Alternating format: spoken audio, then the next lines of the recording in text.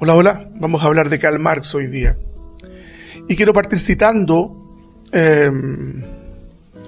una pequeña parte del Manifiesto Comunista del año 1848, y que dice así, abro comillas: el primer paso de la revolución obrera es la elevación del proletariado a la clase dominante, la conquista de la democracia. El proletariado se saldrá de su dominación política para ir arrancando gradualmente a la burguesía todo el capital, para centralizar todos los instrumentos de producción en manos del Estado, es decir, del proletariado organizado como clase dominante, y para aumentar con la mayor rapidez posible la suma de las fuerzas productivas. Esto lo señalaba Marx, esta magna obra, o por lo menos la obra más inicial que precedió, digamos, a la publicación de los 3 tomos el año, si no me equivoco, 1867, de los 3 tomos del Capital, que dan forma al pensamiento o al socialismo científico. Yo creo que, por lo que podemos leer un poco de la biografía de Marx, él siempre se opuso a que su planteamiento político, sociológico, filosófico y económico fuera llamado marxismo. Hay que señalar que Marx fue un pensador revolucionario que vivió en un profundo conflicto entre el estudioso de la sociedad y el deseo más entrañable de convertirse en una suerte de profeta de la justicia social del tiempo en el que a él le tocó vivir. Marx tiene un mérito y debemos reconocerlo. Él no quiso describir el mundo. Él no quiso sentarse, ¿cierto?, como solían hacerlo los filósofos, y mirar el mundo solamente para describirlo. Él quería transformarlo. Escribió en uno de sus textos: los filósofos se han limitado a interpretar el mundo de distintos modos, de lo que se trata es transformarlo. Esa era la idea esencial de Marx. La verdad del pensamiento sería siempre, según él, de carácter práctico, y consistiría básicamente en señalarle a los hombres sus problemas reales para que pudieran estos solucionarlos. De ahí que la filosofía marxista sea profundamente humanista, muy esperanzadora, una reflexión de protesta cargada de fe en el hombre. Si usted ve este texto que hemos citado del Manifiesto Comunista, estamos frente entonces a la redención proletaria, y el Mesías de esta redención es precisamente el proletariado, la clase trabajadora. Por tanto, el obrero, desde la perspectiva de Marx, tenía que librarse de cualquier tipo de opresión.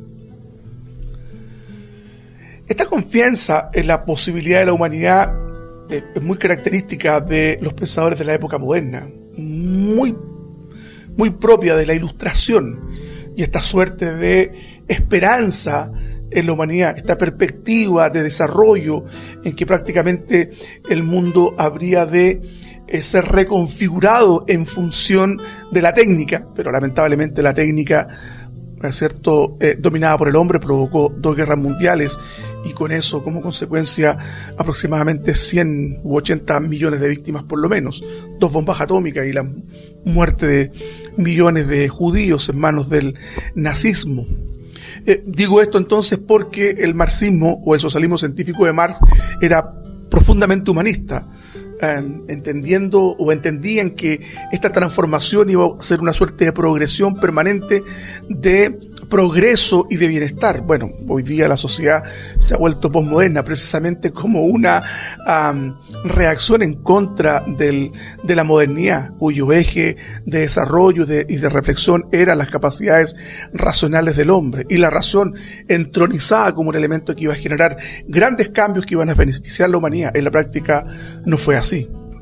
Bueno, Karl Marx quiso mejorar la situación social de los obreros de su época, y hay que señalar que él nunca fue un obrero, sino más bien todo lo contrario, era un burgués victoriano de pies a cabeza, no tenía nada de obrero.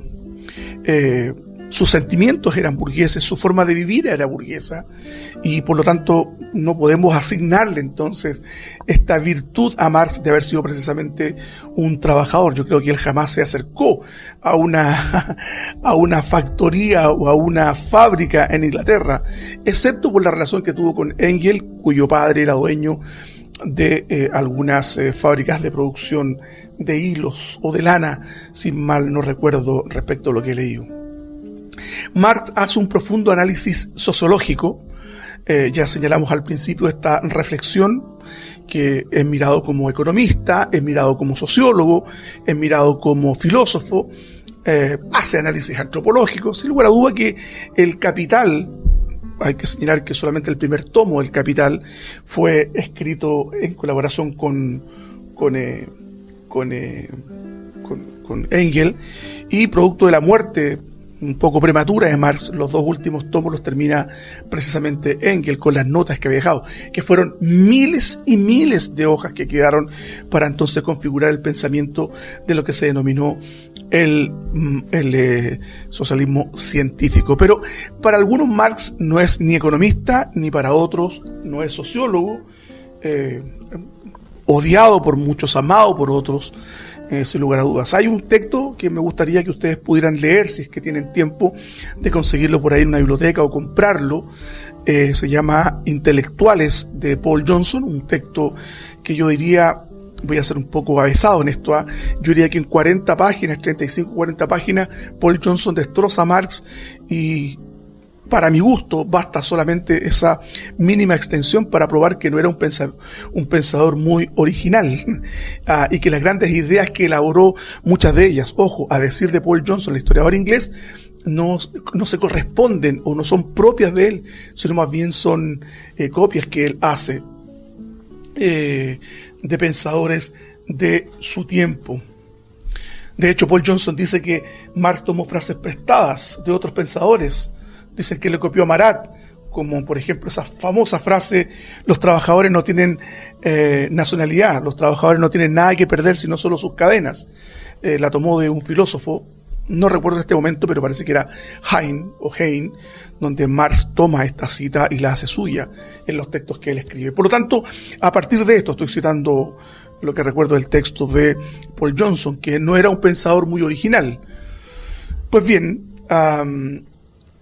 muchos no lo consideran ni un buen economista, ni muchos lo consideran un buen sociólogo, ni muchos otros lo consideran un buen cientista político, pero no debemos dejar de pensar que sí era un hombre con grandes capacidades intelectuales y que tenía, y a decir de muchos de sus biógrafos, y lo reconoce también el propio Paul Johnson, tenía una ansiedad por conocer, una línea de trabajo muy obsesiva, y que finalmente dio a luz este texto que hasta el día de hoy forma parte de la literatura mundial. De hecho, los textos originales, me parece, de Karl Marx fueron exhibidos en la UNESCO como Patrimonio de la Humanidad. O sea, estamos hablando de una persona que era tremendamente importante.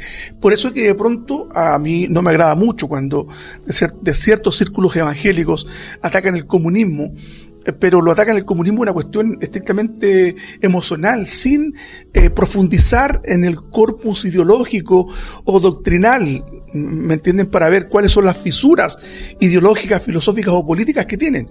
Muchos cristianos no conocen el marxismo y tienen una reacción un tanto emocional contra los comunistas y contra el marxismo, pero no lo conocen finalmente, ni aspectos biográficos, ni el planteamiento filosófico o económico o antropológico o sociológico, en definitiva.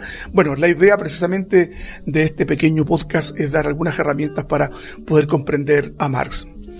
Entonces, este lleva una tarea sociológica profunda.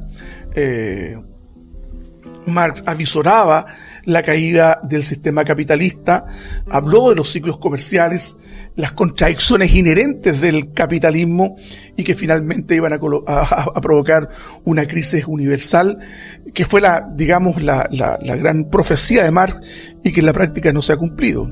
En realidad ha fracasado el marxismo o el socialismo en muchas naciones que intentaron ponerlo, digamos, como los sistemas de política centralizada o sociedades socialistas, como el caso de Cuba, la Unión Soviética y algunos otros países, pero de eso ya no queda nada.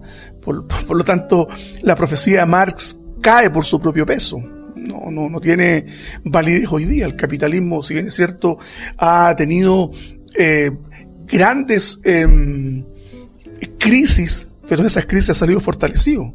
y no precisamente derrotado. Pues bien, sigamos un poco con Karl Marx. Karl Marx destapó la situación dominante y la explotación que vivían muchas personas en las fábricas de su época. Y esto no hay que desconocerlo. Existía una profunda desigualdad social, una carencia de derechos absolutos. En las factorías inglesas trabajaban niños, mujeres y eran sometidos a turnos larguísimos. Marx ve esto, se da cuenta de esta dominación, se da cuenta de esta explotación y claramente quiere dar una solución al problema. Y se hace necesario entonces elaborar una teoría que pueda ir en auxilio de las grandes masas que estaban siendo explotadas, y esto no podemos nosotros negarlo. Sería una falta de honestidad intelectual respecto a la historia, no reconocer que en la Inglaterra del tiempo de Marx, o en la Alemania del tiempo de Marx, los trabajadores están siendo fuertemente explotados. Recuerda el trabajo de niños, y basta leer, llevando este ejemplo al caso chileno. Me imagino que usted, hermano o hermana, ha leído el famoso texto de Baldomero Lillo, Subterra, ¿cierto? Donde él narra, por ejemplo, cómo los niños de 5, 7, 10 años eran llevados a trabajar a la mina. Recuerden que la esperanza de vida en las personas en ese entonces no era mayor de 40 años, se morían de silicosis o por las explosiones que se provocaban del gas grisú, trabajando en condiciones miserables. Entonces, lo que hace Marx en honor a la verdad, sin duda, es advertir una problemática. Ahora, no era el único, porque hay otras personas ligadas al cristianismo inglés, en el caso, que también se dan la tarea de asistir a esa gran masa de obreros explotadas en su tiempo. Entonces, a Marx lo que hace es visibilizar la cara oculta de la discriminación, de la miseria, de la explotación, de la dominación. En definitiva, en ese sentido, no podemos desconocerlo. Algunos dicen que Marx poseía una prodigiosa memoria y claro, era dueño de una pluma un tanto corrosiva. Y a partir de esto, digamos, estas habilidades, Marx se convirtió en el principal pensador de su tiempo, un hombre que generaba grandes pasiones, como asimismo también generaba contrasentidos. Era amado y era odiado, no solo en ese tiempo, sino también hoy día. Marx procuró presentar una opción más científica, más interesada en cómo habían ocurrido tales cosas. En su opinión, la causa del mundo o el porqué era más interesante que el fin o para qué las cosas existían. Marx, en ese sentido, quiso revestir su teoría de cierto cariz científico. En algunos casos lo logra, a decir de algunos, pero en otros casos no lo logra. Marx le atribuye, como decíamos al principio, al proletariado un papel decisivo en la historia, una suerte de Mesías redentor. La pregunta es si eso hoy día es o no aplicable. No sé si hoy día existe el concepto de conciencia de clase. Hoy día existe el concepto de conciencia de clase en los trabajadores. La verdad que yo me atrevo a decir que si el grito que se hace el año 1848 en el Manifiesto Comunista, cuando dice proletarios del mundo unidos, yo creo que la respuesta hoy día sería: mira, che, estamos haciendo un asado. O mira, Carlitos, estamos en el mall. No, hoy día nos toca fútbol. En realidad, la clase trabajadora, aquel proletariado que iba a ser la punta de lanza, que iba a generar los grandes cambios en el mundo de ese entonces, hoy día está absolutamente sin propósito alguno. Marx, en ese sentido, tomó al marxismo, tomó a la clase trabajadora, poniéndola en el cariz de ser precisamente el verdugo de la burguesía. Era curioso porque la burguesía había generado el proletariado, y el proletariado entonces nació blandiendo una espada con la que iba a descabezar a la burguesía y finalmente generar un mundo más justo, una sociedad más justa. Aunque la ciencia concluyera que el mundo estaba gobernado por leyes impersonales y que todo era producto de la evolución ciega y por lo tanto carente de valor, Marx creía que al final triunfaría la justicia. Es como que él pensaba que el cosmos iba a recobrar el sentido cuando los hombres descubrieran por fin el régimen perfecto de vida, el socialismo que él estaba proponiendo. Y este socialismo entonces iba a sustituir a todo el pensamiento de su tiempo, incluso al cristianismo, porque iba a constituir la auténtica salvación de la humanidad. Y ya por lo tanto entonces no sería necesario el cristianismo ni ninguna otra religión. Sí, hermanos, si Darwin había conmocionado al mundo religioso con la teoría de la evolución natural, Marx convirtió su teoría de la evolución de la historia humana en una religión secular. Era un hombre profundamente estudioso, digámoslo. Se dice que acumuló poco más de 100 cuadernos de apuntes con datos de sus investigaciones, que los sacaba principalmente de la biblioteca. Marx no fue un investigador de campo. Los dos lugares donde él se movía, en Inglaterra particularmente, era la biblioteca y el Museo de Londres. Ahí elabora su teoría. Hasta donde yo sé, Marx no hace investigación de campo. Lo que hace él fue un gran recopilador de información y evidentemente también de llevar un proceso de síntesis de esta información. Su principal obra, El Capital, hermanos y hermanas, fue calificada como la Biblia de la clase trabajadora, y algunos autores señalaron pronto las semejanzas existentes entre el comunismo soviético y el catolicismo romano. Esto es una opinión que tiene Hans Küng, teólogo católico fallecido hace poquito tiempo atrás. Él presentó ideas como si realmente constituyeran una teoría científica verdadera e incuestionable, materialista, ¿cierto? Él, de hecho, llama a su concepción del devenir de la historia, la denomina el materialismo dialéctico. Las tesis, la tesis, la antítesis y la síntesis, que era este proceso dialéctico tomado de la filosofía hegeliana. Pero eso es otro tema, ¿verdad? Lo cierto es que el planteamiento marxista tiene un profundo cariz filosófico, que también tiene un profundo cariz político, filosófico y sociológico, como hemos señalado. Aunque muchos impugnan entonces la calidad de Marx en algunas de estas ramas del pensamiento, en algunas disciplinas del pensamiento.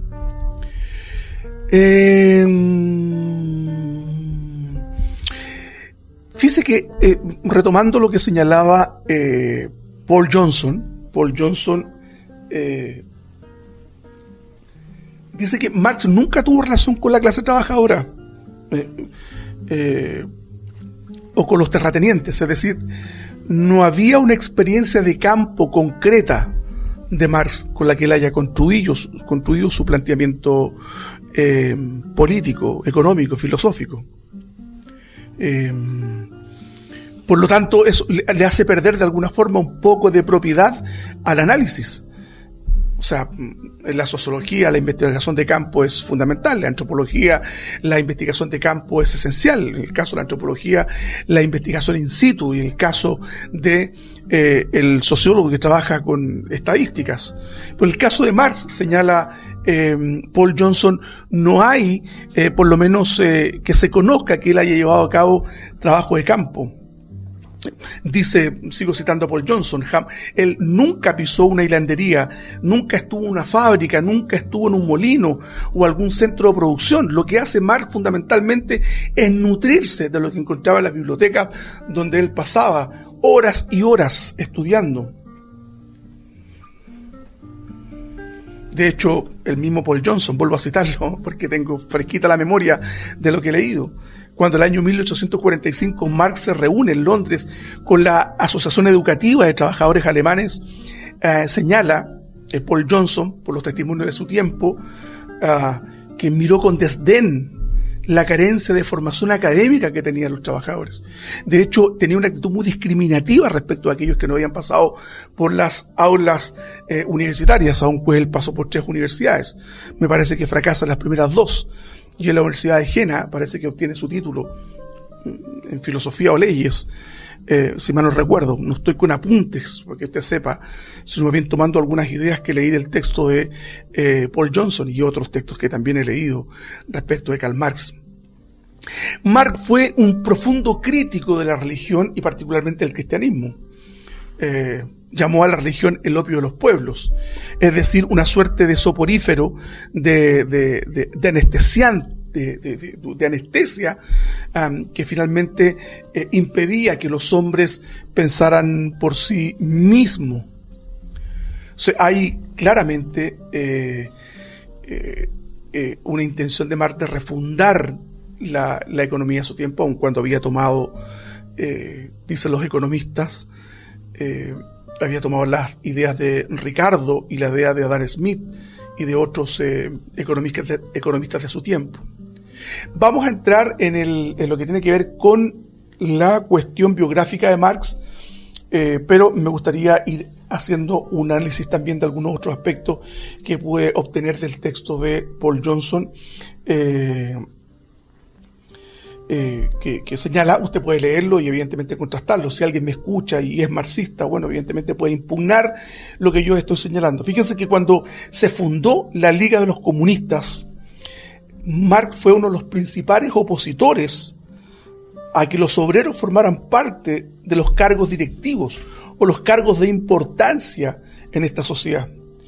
Y la furia de Marx se dejó sentir cuando expuso públicamente a Guillermo Whitlick, no sé si lo estoy pronunciando bien, obrero sin educación formal, al que trató de ignorante. Whitlick se enfrentó contra Marx exponiendo como un teórico nada más, y Marx lo trata con desprecio, con mucha violencia. Quiero decir entonces con esto que Marx efectivamente era un hombre violento, ojo.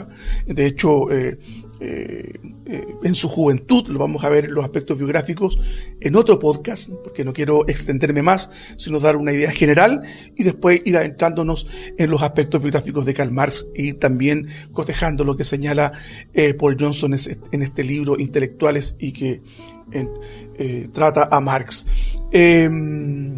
No solo se trata de Marx el libro Intelectuales, sino que habla de Jean-Paul Sartre y habla de políticos de ese entonces, no recuerdo en este momento cuáles son los otros, de Sigmund Freud me parece. En definitiva habla de varios intelectuales ahí en ese texto.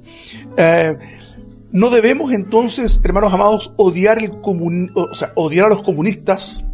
Nosotros tenemos que buscar aquellas grietas intelectuales e ideológicas para que finalmente nosotros seamos capaces de combatir el comunismo y seamos capaces de enfrentarlo, pero en el plano de las ideas. No sacamos nada con escribir esos estados en Facebook donde nosotros hablamos en contra del comunismo sin tener idea de lo que es. Y vamos a ir ordenándonos. Recuerden que estoy haciendo este podcast así prácticamente en función de los conocimientos que tengo, sin tener, digamos, apuntes. Y esto no lo digo por pretender presumir, sino más bien como una supina, una falta de rigurosidad, pero yo le invito a que usted pueda contrastar la información que yo le estoy señalando con los textos biográficos de Marx y se dar cuenta que no cometo muchos errores respecto de lo que estoy hablando de Marx. Lo dejamos hasta aquí por ahora y nos estamos reuniendo en otro podcast para tratar los aspectos biográficos de Marx y seguir cotejando también lo que escribe Paul Johnson acerca de este personaje de la historia de la humanidad. El Señor les bendiga y nos estamos reuniendo en otra oportunidad.